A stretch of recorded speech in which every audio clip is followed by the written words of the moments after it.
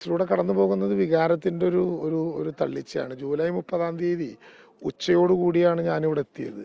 അന്ന് ചൂരൽമല നമുക്ക് ചിന്തിക്കാൻ പോലും പറ്റാത്ത ഒന്നാണ്.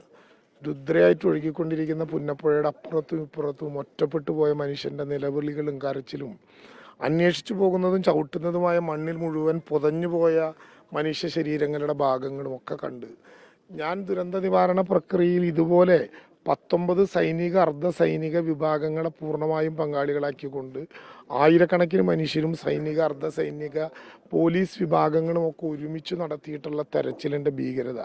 സൂചിപ്പാറയിൽ മനുഷ്യന് ചെന്നെത്തിപ്പെടാൻ പറ്റാത്തിടത്ത് 2 ഹെലികോപ്റ്ററിൽ കടാവർ ഡോഗ്സിനെ കൊണ്ടുപോയി മണപ്പിച്ച് മനുഷ്യ ശരീരങ്ങളുടെ ബാക്കിയെടുത്തത് ഉൾപ്പെടെയുള്ള തീവ്രമായിട്ടുള്ള അനുഭവങ്ങളുണ്ട്. പോയതിനു ശേഷം NDRF സംഘത്തിൻ്റെ തലവൻ എനിക്കൊരു കത്തെഴുതി.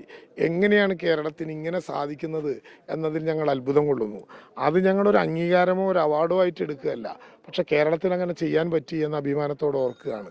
ആ ഘട്ടം മുതൽ സാധാരണ മൃതശരീരങ്ങൾ കൂട്ടിയിട്ട് കത്തിക്കുകയോ കുഴിയിലിടുകയോ ചെയ്യുന്ന അനുഭവമുള്ള ഇന്ത്യയിൽ ഓരോ നദിയുടെ തീരവും അതിൻ്റെ ഭാഗമായിട്ടുള്ള ഈ നാട്ടിൽ ഓരോ മൃതശരീരങ്ങളും ശരീരഭാഗങ്ങളും DNA ടെസ്റ്റിൻ്റെ നമ്പറോടുകൂടി സംസ്കാരം നടത്തിയത് വരെ മുതലുള്ള അനുഭവങ്ങൾ ഇങ്ങനെ പോകുകയാണ്.